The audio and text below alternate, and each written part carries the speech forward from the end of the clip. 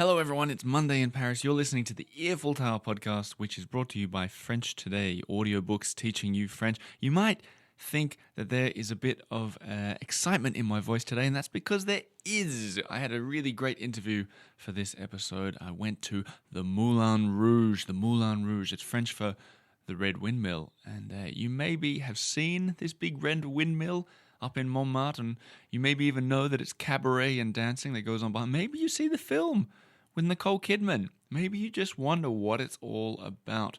It is a bit of a mystery, and I've been living in Paris for 4 years. I've always been intrigued by it, and Fortune has smiled upon the Earful Tower. Lady Fortune, the fickle goddess of fortune, because I was fortunate enough to go and see the show, as some of you Instagram followers will remember from just a few days ago. There's a clue. Follow on Instagram and you get to see all this extra stuff. Anyway, I went and saw the show and managed to go backstage afterwards for an interview with today's guest, Amanda Chapman, an Australian who has been working at the Moulin Rouge for 12 years. She's one of the lead dancers. If you've been to the show, you've probably seen her. And so we weren't in the studio. We were behind the scenes there talking about what it's like to be a dancer at the Moulin Rouge, what goes on behind closed doors, what happens when something goes wrong, where do they keep the snakes, all kinds of things. The kind of thing you'd expect from an Earful Tower interview, which if it's your first time around here, I do this every single week.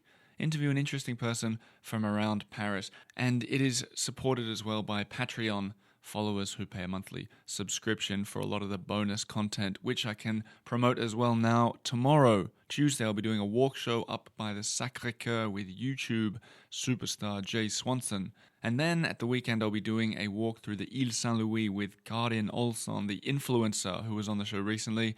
We're going to be walking around that little island in the middle of Paris, and she's going to be showing me, I don't know, that's how she started her journey, Paris in 4 months on that island. So we'll figure that out at the weekend. As for the rest of you, you didn't come here to hear my introduction. You came for the Moulin Rouge. You came for a bit of a show. So kick those heels up in the air. Get ready for a bit of a dance. Get your best can-can shoes on. And here we go. We're going to the Moulin Rouge.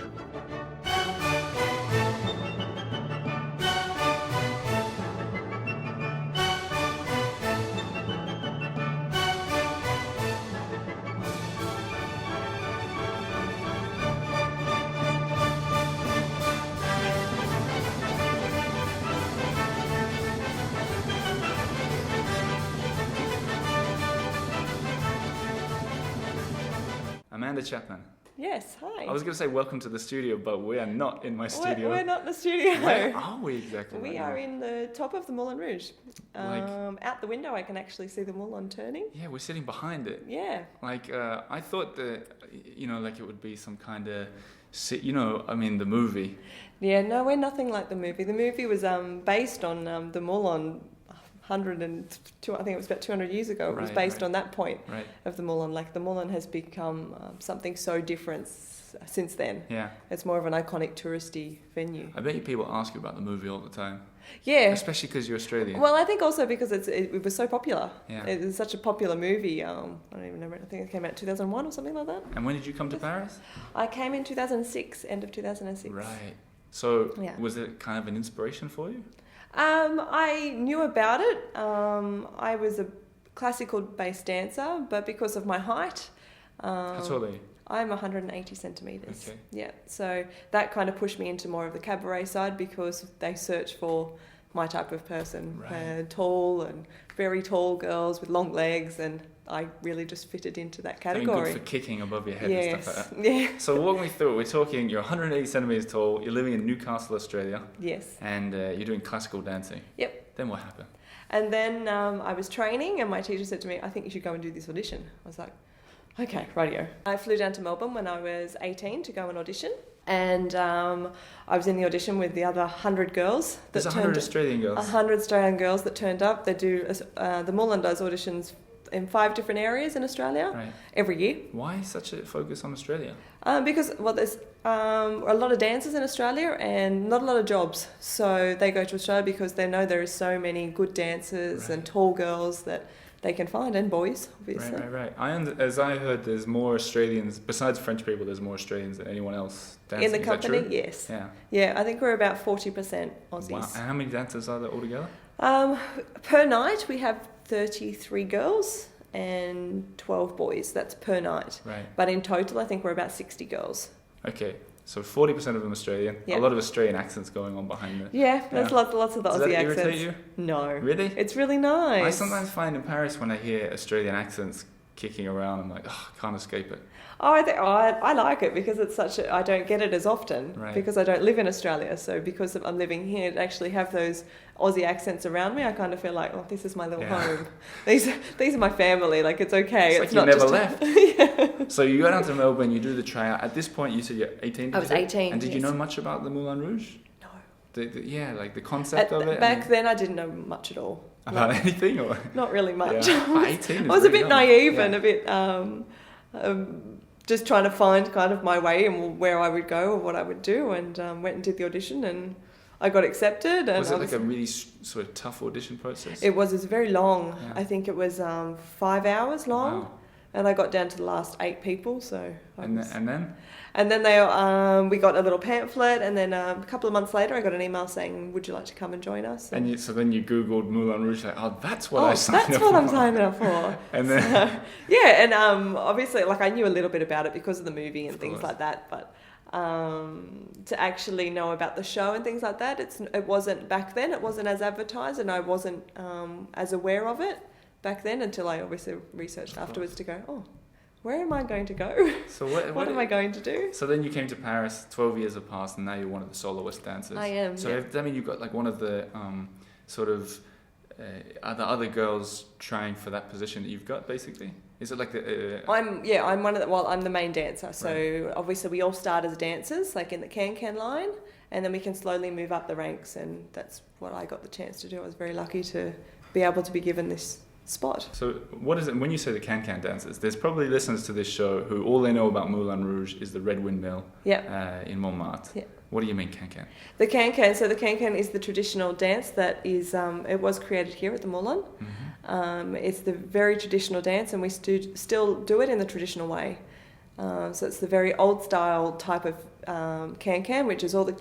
It kicks, lots and lots of kicks, lots of jump splits, lots of screaming. Right. Is this the one that happened towards the end with the sort of red, blue and white dresses? Yeah. Yes, that is that one, which is the French colours. So they're in the French dresses. And it's kind of like the sort of towards the finale of the night. Yeah, and because it is the biggest number and it's the most impressive.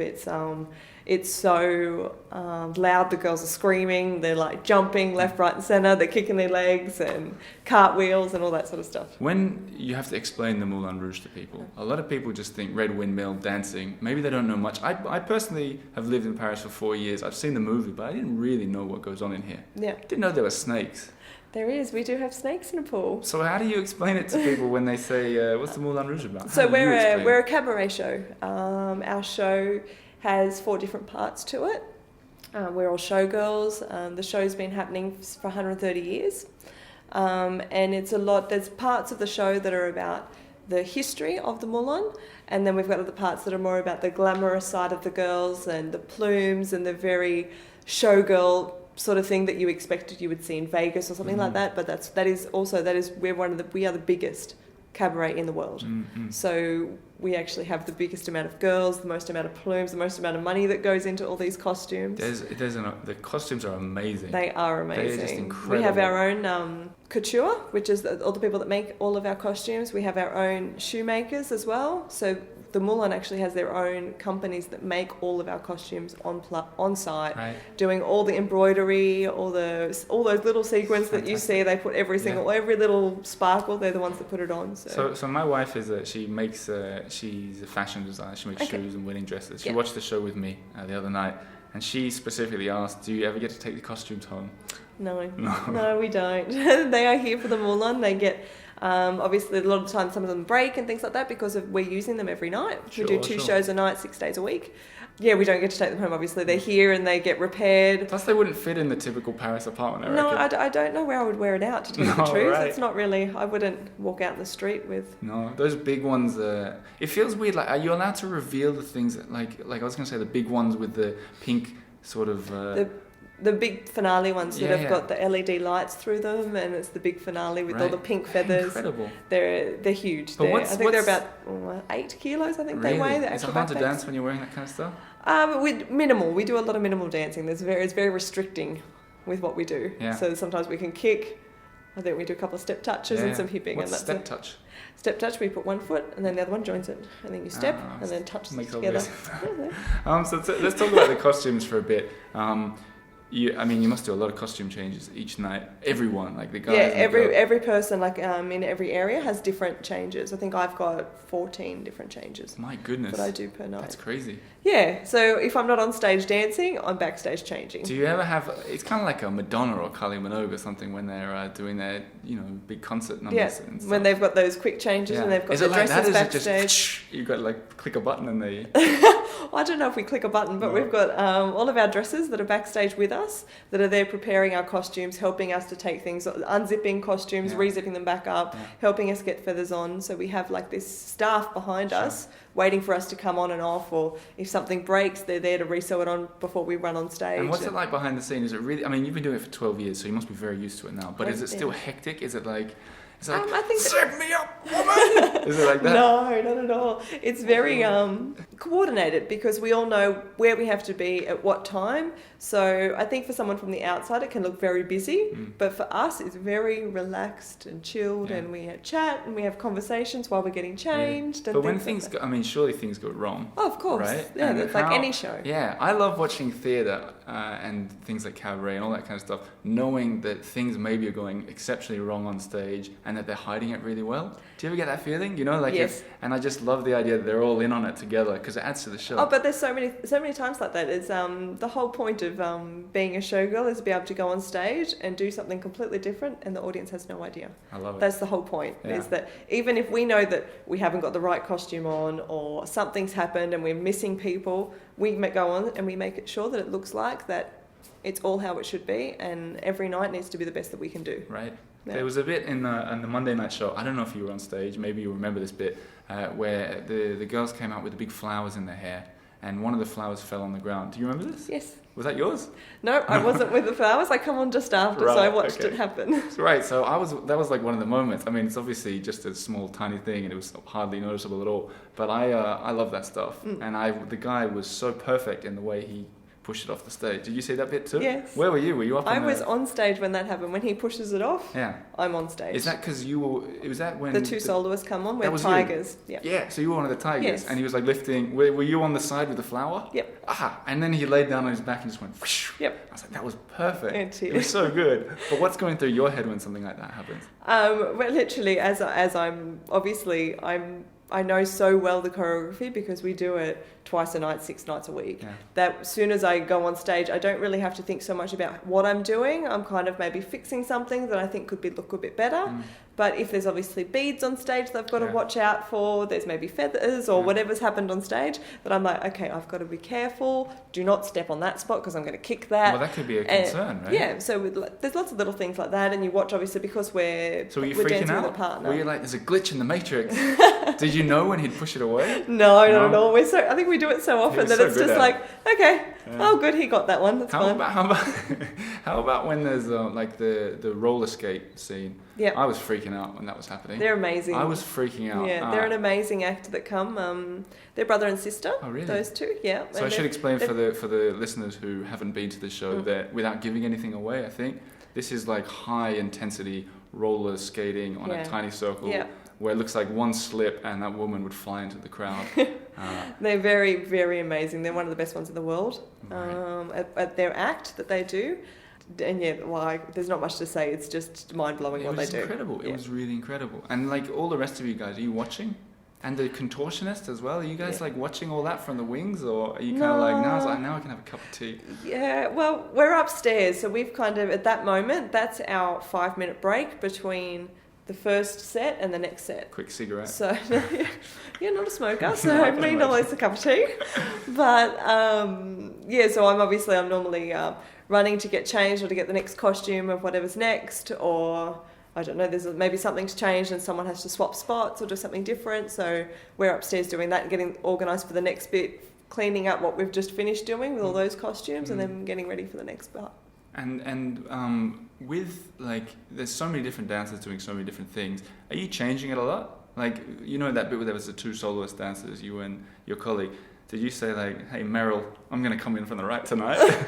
Or is it? No, we can't do that. No. Why not? Because if I have to ask permission if I'm allowed to, because I have a set contract for the spot that I do. Right. So I'm contracted to do that place and that place only. But if Meryl like twists her ankle or something? So I'm a fixed spot and there's 8 other girls that know my spot if something happens to me. Wow. So in the middle of a number, if I come off stage and go, I can't dance anymore, like I've hurt this or I've pulled this muscle or something like that, there is 8 other girls that are at the building that can go, okay, I'll jump in, I'll do your spot. Yeah, that's pretty So cool. we have it all really worked out so that we have people that know a lot of things, so that in case that something happens, that they can. So there's like always someone to run in and do something. Understudies, basically. Yeah, pretty much understudies. Do you feel like are you guys kind of like a family behind the scene, all the dance? So you don't feel they're out to get your job? No. You don't feel like No, not at all. I've been here for so long. I think.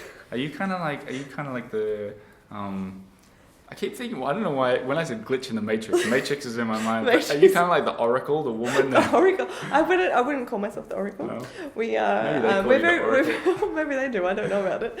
But no, we're very much a family because a lot of us come over here from all different countries in the world, and we don't have our families here, right. So we kind of become our own family. When someone's birthday, we celebrate that backstage. So often between shows, we have parties. Right. Someone's birthday, and we do. Do you mean between shows? So there's a 7 o'clock show and there's a 9 o'clock show and 11 o'clock show. Okay. And we have a half an hour break between the two. So after I watched the 9 o'clock show, you guys did the whole thing again. Yep. And you do that 6 times a week. Yes. Does that mean one day this place is closed? Or? No, it's never closed.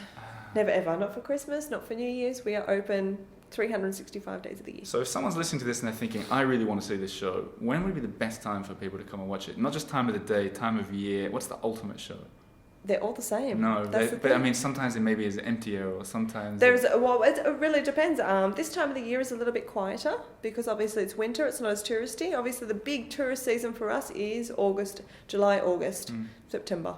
That's really high peak season. Then obviously lots of people come when it's Christmas time. Some people want to be here for Christmas and that sort of thing. And then sometimes Valentine's Day is a huge thing.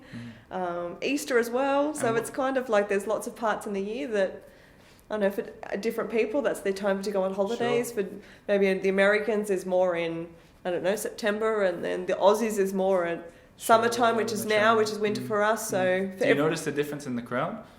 Like you're like, there's a lot of Australians out there, typically wearing flags. Sometimes we do, because sometimes we can actually hear them. Yeah. So sometimes you can hear the way that if someone says bravo, you know obviously they're not Australian. Sure. And then sometimes you can tell the Australians in the audience, or you can tell the way sometimes if someone yells out something, we can actually tell what sort of nationalities are out there. How much audience interaction is there?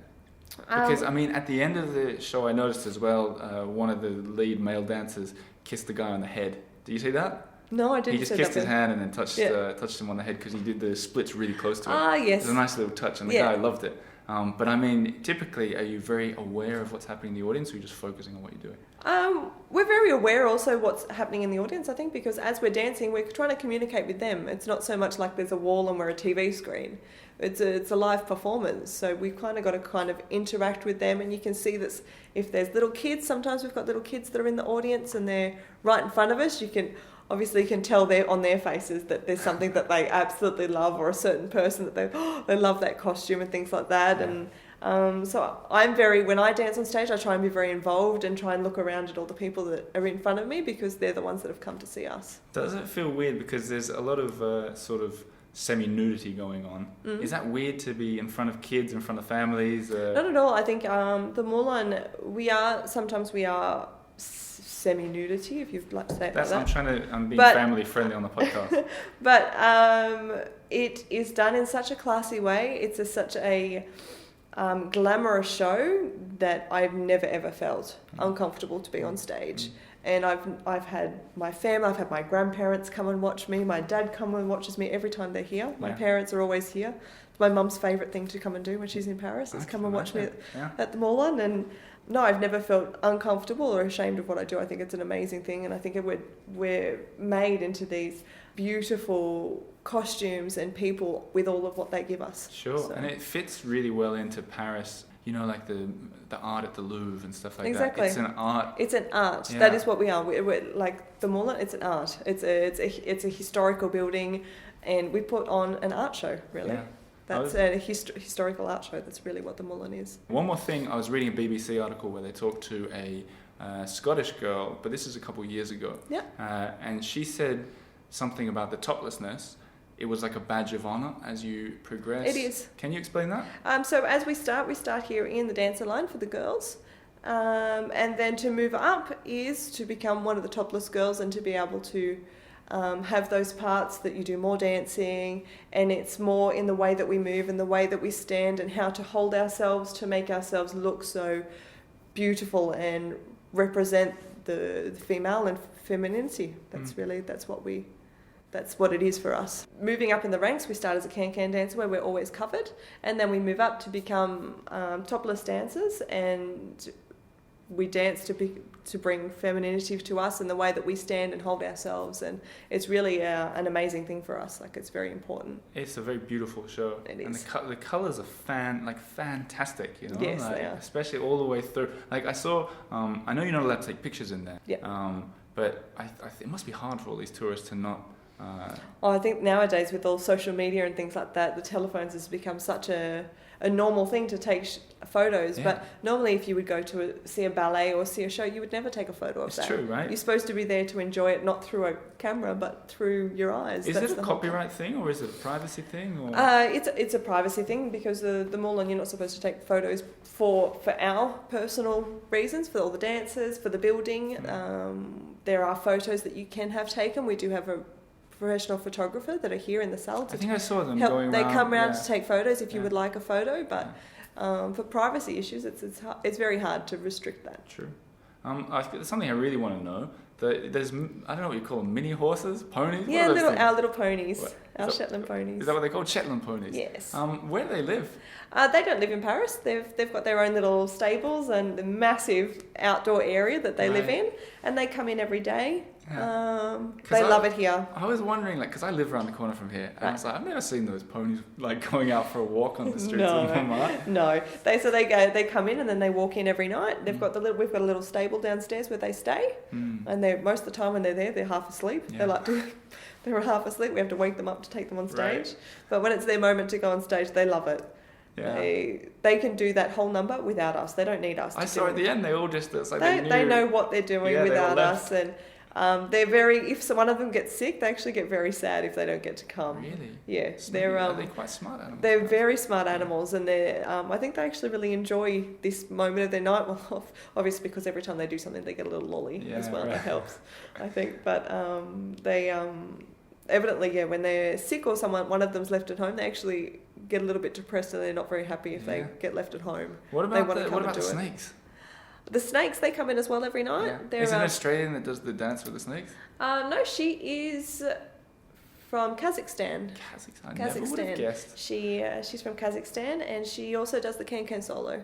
So she's our female can-can soloist, and she swims with the snakes, so she does both parts. That's pretty cool. That was a surprise, to swim with the snakes bit. She's pretty amazing person. I think people were panicking in the front rows. Yeah. That's kind of the fun of it. I think that's the whole point, isn't it? With this amazing pool with all the snakes in it, and watching someone jump in there. But the snakes are enormous. They are. What are they? Huge. They're like... I think they're land snakes, if I remember correctly. Yeah, okay. They're really nice. Yeah, we see them as they go past. The Australians tend to, A lot of the Aussies tend to do that as an understudy. A lot of the Aussies do that because we're so natural in the water. Yeah. I thought you were going to say natural around snakes, but natural in the water. Well, I don't know if we're so natural around snakes. I don't think it's a normal thing to be able to just by habit. You can't help it. I don't know. I don't know if there's snakes in Newcastle so much. Oh, maybe. If we're in the bush, I guess. Yeah, but you've been away so let's talk about, you've been out of Australia since you were 18, so 12 years, in Paris. Yes. That's a pretty long time to be an expat anywhere. Yes. Yeah, you're bordering on what I like to call being a lifer, where you're here for life. Sounds like a prison when I say it like that. What's that like? I mean, you've been here so long, you're a Parisienne now. Yeah, well, I nearly think of myself as nearly French. But you think your whole adult life has been in Paris? It has been here, yeah. But I love it. I love it here. I love the Moulin. That is what's given me so many opportunities. I've gotten to do so many things because I've come over here. You could, I mean, there are a lot of people who listen to this show who live in Paris, like myself, and you can sort of point us in the right directions. Anything that makes life easier in Paris as you get along? That makes life easier. Does that mean there's nothing to make life easier? I'm trying to think of what... How about your French? What things... Do you speak good French? Oui, je parle très bien en français. Ah oui? Yes, I'm fluent in French. After 12 years? After 12 years, I would hope so. Also, my boyfriend's French. Right. So we only speak French at home. So the secret is get a French boyfriend. Yep. It's annoying for me with a Swedish wife. It's not going to quite... To get any kind of boyfriend would be questionable. When you submerge yourself within the culture, you kind of don't have a choice but to learn the language. Right. French is not the easiest of languages to learn. It's very complicated to learn, but, if you study enough, you'll... But did you do that? Did you study it all? I did. I went and did classes a lot when I first, after about 2 years. First 2 years, I didn't really make much of an effort. Yeah. Because majority of people here speak English, so and did you sort of get that feeling? So you're here, you turn 20, and you're like, I don't need French. And then you sort of had this moment where you're like, oh God. I can't speak to people that live here. I can't speak to French people, and it can be very frustrating sometimes when you need to do something. You always have to ask somebody else. Yeah. For me, that was a huge thing to be able to be independent, like as if I was living in Australia, that I could just go and do what I needed to do by myself. Sure. Where here I was like, you had this barrier. So for me, that was the most important, to be able to be independent in another country is the language. You have to be able to speak the other language, which I think in Australia we really miss out on that because other countries are so far away. So by the time we get over here and there's like Germany's just across the road and England and there's so many countries that are just so close and everyone speaks all different languages. Sure. It's a very normal thing for the Europeans to be able to speak more than one language. It's funny to think, like, so you're from Newcastle, I'm from Perth. The distance between our two cities in Australia is like 4,000 kilometers or something like that, which in Europe, that's I don't know exactly, but that's like at least, I don't know, Stockholm to Athens or something like that. Like that's one end of Europe to the other. Well, it's a 9-hour drive between Paris and the south of France. Right. It's a 9-hour drive, so that's Sydney to Brisbane. That's crazy. Yeah, so it's like, for us it's just, a little drive, and for them it's across their whole country. Although they've got much better trains here, don't they? Yeah, they do. But let's sort of start finishing up because time's flying quickly. I had a few questions I was thinking. I had a million questions when I was watching the show. Yeah. But one is, and I guess you're used to it now, but you're in Paris, you're at some event or something, you meet people, and they say, what do you do? Does it still give you a delight to tell them that you work for the... Always. So tell me... Always to say that I'm a dancer at the Moulin is pretty amazing. So how does the conversation usually go? We can role play it if you want. We're at a meetup in Paris. Okay. And so I'm like, I'm a podcaster, what about you? Well, I'm a soloist dancer at the Moulin Rouge. What? Is that what usually happens? Pretty much, most of the time. And then what's the typical what's the typical question that comes after that? After that, it's how long have you been there? Like, how often do you work?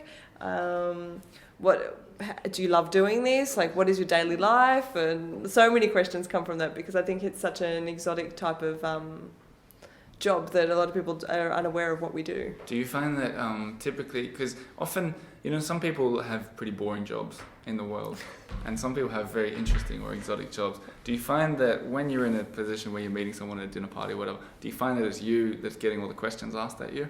Most of the time. Does that irritate you? No, I love it. I thrive on it. Yeah, I think it's an amazing you're thing. You're a showgirl, right? I think you don't go into this industry if you don't want to be able to say that to everyone. I think I'm very proud that I have worked here for so long and have had the chance to do this. There's not very many people in the world that get to do something like this and get to do something that you're passionate about. So for me, it's amazing. I love it. Do you sometimes find yourself holding back, letting them tell their... I'm not going to say accounting is a boring job, but it just came to my mind. Do you sometimes sit back and let them go and let them tell their whole story, knowing that you've got a trump card to blow them out of the water at the end? No, not at all. That would be... Yeah, maybe I would. I don't know. It depends who it is. Oh, that's so fun. So let's talk about the future. What's coming up for you? You're already at the top. You're at the pinnacle of... you can't get a better position within the Moulin Rouge. You could own it. That would be amazing. Well, that would be something different, but I don't think that's on the cards. So what's coming next year? So last year I did my teacher's course in French.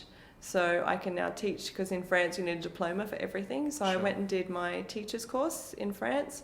So I've recently started teaching outside. Teaching in French?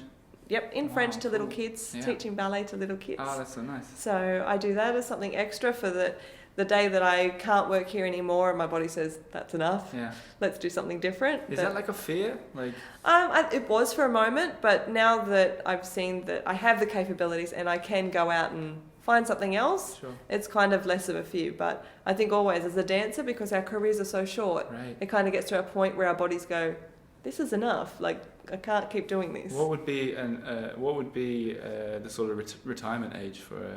I think like 35. Yeah. Between 35 and 38, depending on the person and how their body's feeling. Which is the part of the body that sort of gets run down?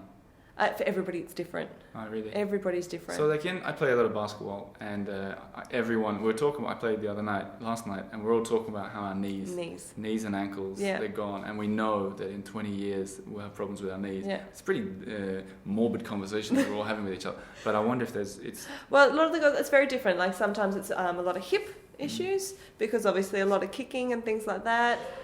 Sometimes it's feet.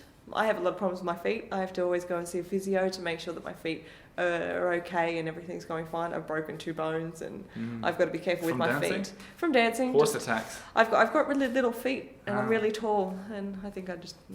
Yeah. I like to fall over a lot. So. Yeah. Does that happen?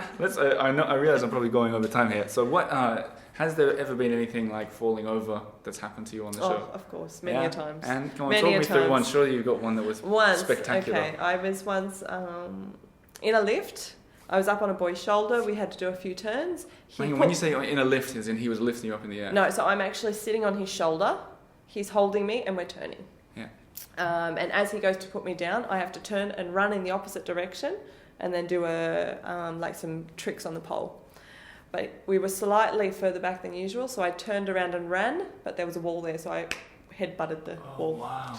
Yeah, so lots of things like that happen. What happened? What happened? Take me back to that horrible moment. The show goes on, so what do? Like, I hit the wall, obviously a little bit dizzy, a little bit concussed probably, and then I just had to visualise the pole, and I kind of went around the wall and headed towards the pole and kept going. Just kept going? Just kept going, and like nothing happened. Wow. Yeah, but lots of things like that happen. It's part of show business. That's part of the fun. One of the things I hate is when you go and see a live show or something, and it's scripted to, especially comedy, and they script it to the second, and let's say a bird flies into the room, they ignore it because they don't want to go off script. Yeah. You know what I mean? Like, I think that's what's real, and that's why people like to go. Oh well, this is I think lots of little things can happen, but that's the fun of it. That's a part of it. That's show business. So let's finish on this. You have got the ears of a lot of Paris lovers out there right now, from all over the world, even in Kazakhstan, believe it or not. Tell them why they should come and see the Moulin Rouge show. Because we're the best cabaret in the world. It's an amazing show. There's so many sparkles, so many feathers. I think it's a dream of everyone. It's such a historical place. There you go. And you might just see Amanda. Yeah, probably. I'm always on here. Stage. There you go. Well, thank you so much for, I was going to say coming into the studio, but thank you for having me. Thank you for coming. Rouge, and it's a pleasure. Continued success. Yeah, what a wonderful show. It's lovely to meet you.